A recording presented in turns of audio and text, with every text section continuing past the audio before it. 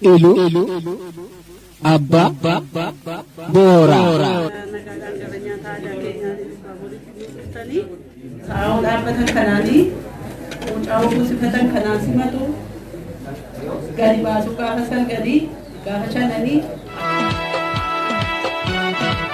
Ilu ya dar darasa, ilu dan dor darasa. Nagagaan gabanya taja kenya di Baburi tani, kuni kunde jedama. Boqqolloo irraa hojjetama. Yeroo inni hojjetamus yeroo ganna yeroo gabaleen bulaan gara hojiitti bobba'u humna akka ta'uu fi waan qallaa kana dhugu kana dhunqoo kana dhugeetu humna jabaatee qonnaa qotee gara dhufuu oomishan qopheessa jechuudha. Boqqolloo irraa hojjetama. Inni kuni garbuurraa kan hojjetamudha. Innis akkuma kana waan humna kennu waan yeroo gannaa yeroo hojiin hojjetamu ciraa qonnaa meeshaa dheetii yeroo kun hojjetamu kan dhugamudha. Inni kun gosuma farsoo ta'ee inni kun immoo yeroo birraan bari'u mana ijaarsaa daboo midhaan galchuu xeefii tumuu xeefii haamuudhaaf kan qophaa'udha. Kanatu dhugama yeroo sanaa keessattuu mana ijaarsaaf daboo walii ba'anii farsoo cuunfaa dhuguu dargaggoon qooda qabaa abbootiin warri caffeedhaan warri jeeran qooda qabu akka kanaan iyyuu farsoon cuunfaan wayii duwwaan isaa dhiyaataaf jechuudha. Kun farsoo callaa kunis isa booddee kun immoo xeefiirraa kan hojjetamu kun garbuurraa kun boqqolloo kun xeefiirraa kan hojjetamudha. Hundumtuu ganna keessa kan qophaa'u gabareedha kan humna kennu jechuudha.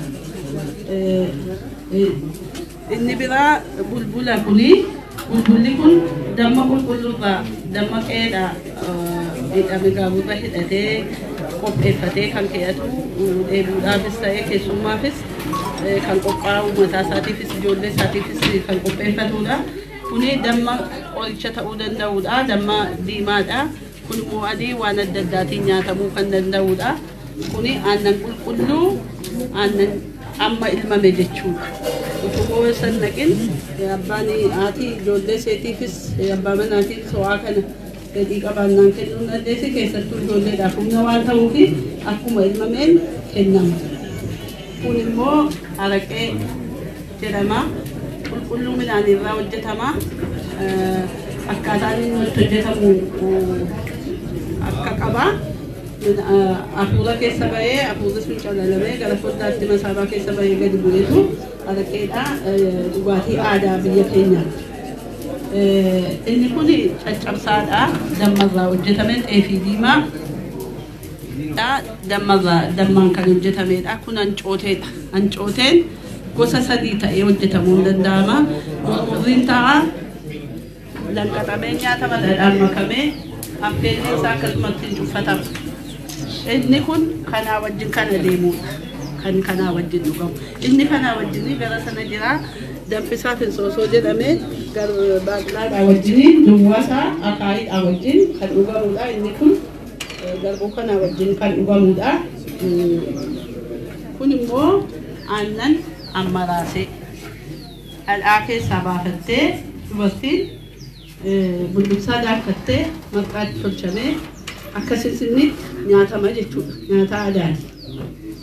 Inni kun dafee yeroo ganni galuu ka'u ittoon dubartii waan baay'ee rakkisuuf waan sana qopheeffachuudhaaf facaafattee oomishattee qopheeffattee akkaataa kanaan qopheeffattee qixxaanis haa ta'uu xessoodhaanis haa ta'uu biddeena boqqollootiinis haa ta'uu xeefiidhaan nyaatama. Waxii dafeeti kun utuu bishaanitti namni kan qophaa'u jechuudha. Inni biraa damma garbuu ta'ee kan inni qophaa'u garbuurraati. Kan inni waliin makamee dammaanii gosuma tokko ukkoodha. Gosuma tokko kun dhadhaadhaan kun dammaa. Inni kunis garbuudhuma ta'ee garbuurraa qophaa'a. Cubbuxoo galaadhaaf kan qophaa'u. Inni akka baranaa kana yeroo karaa deemu akkata isaan gata kan yeroo karaa deemu kunis galaa jiraati jechuudha. Kun nyaatuma amma isa kanaan nyaatama amma raaseedhaan nyaatama isa jedhee maqaa boqqolloo gudursaa boqqolloo irraa daakamee amma samee daakamee maqaa boqqolloo daaku harkaan daakattee tolchatti dubartii kuni itittuu kun dhadhaawaa kanaan dhadhaa sanaan makkamee nyaatamuudhaaf kan qophaa'edha nyaata aadaati kanaan kana diimaa isaa tokko diimaa adii magariisa isaatiin dhadhaa kanaan makeetu nyaatama sun yeroo sooma kiristaanaa keessa jiramu ittiin kan nyaatamudha sanaaf carraa wayii goomman dararraa kan hojjetamudha inni kuni qorrisiisaa jedhama keessummaan kabaja kan akka keessanii yeroo mana dhufu qophaa'ee akka adda abbaa manaa fi keessummaa sanaa haati warraa kabajaan qodaadhuma akka kanaatti gootee waanuma biddeena waanuma qabduun gootee dhiyeessiti. Hanqaaquu dhadhaadhaaf mi'eessituu adda addaati. Inni kun aybii isaa aannan raafamee abiddarra kaa'amee akkana abiddarra kaa'amee jalaa dhaminamee qulqulluun isaa baaduuti. Inni kun qulqulluun isaa qooraasaa mi'aasaa dhadhaadhaan waliin makamee jala kanaan waliin makamee mimmi'eeffamee kan nyaatamu. Inni kun keessummaa kabajaa kan nyaatudha. Oromoon eenyuyyuu mana isaa dhaquuf keessummaa kabajaa jedhee waan gaarii dhiyeessaaf waan ta'eef. Inni kun dhadhaadhaan osuma sachitti argine sadammaan qophaa'e teefiirraa qophaa'ee caccabsaa dhadhaadhaan caccabee kan taa'udha. Inni kun immoo dhadhaa baqaa yeroo nama hanqatu nyaataan yeroo nama hanqatu qophaadhuma isaa itti naqatanii ittiin makanii kan ittiin nyaatanudha. Dhadhaattiin xurooffatu kun waan nyaatan irratti mul'achan isaa. Inni kun nyaata addaa yeroo gannaa yeroo midhaan qaqqabu daakamee biddeen ta'uuf yeroo hin dandeenyetti ammuma dhaqee qabee ammuma falfalamee hanqatamee dhiyaatee mi'aayee waan mi'aa waan nama gammachiisu kan nyaatamu kiijoo jedhama maqaan isaa. Boqqolloo irraa qophaa'a. Baala boqqolloo baala bisingaatiin marama. Bisingaadhaan yoo maramee irra mi'a. Inni jala jirus isuma gosuma tokko akkaataa qopheessaa akkaataa dhiyeessisaati malee tokko. Inni kun marqaa qamadii irraa kan hojjetamudha. Inni kun boqqolloo irraa inni kun qamadii irraa kan hojjetamudha. Inni garbuu irraa kan hojjetamudha. Inni kun dallaarra ba'ee ganna biqilee dallaarra ba'ee godhatee kan nyaatamuudhaaf qophaa'ee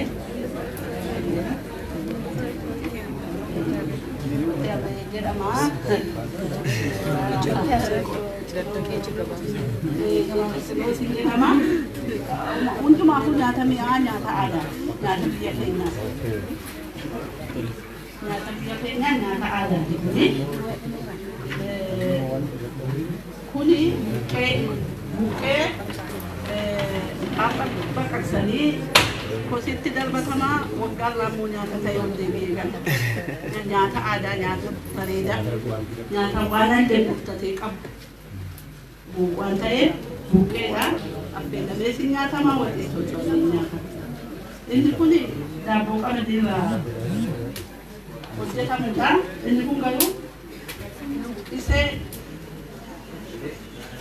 boqqolloon wayiin dheedhiin qophaa'ee daakamee bukaa'ee mi'eessituun adda addaa urgooftuun adda addaa itti nam'ee maramee eelee suphee irratti hojjetamee bilchaatee galaadhaafis firaafis ijoolleefis kan galaafamudha. Akka maatiittis kan waliin nyaatanidha jechuudha. Inni kuni biddeenni kuni dhadhaan inni kun buna qalaadha. Inni guddaan aadaa Oromoo keessaa bunni qalaa leessatti hojjetu. Horiin dhaltee sa'a dhaabbatan kanaanii Mucaa buusifatan kanaan simatu gadi baasu gaafa san gadi gaafa shananii akkaataa qaba. Waanti irratti bunni qadaadii aadaa Oromoo keessaa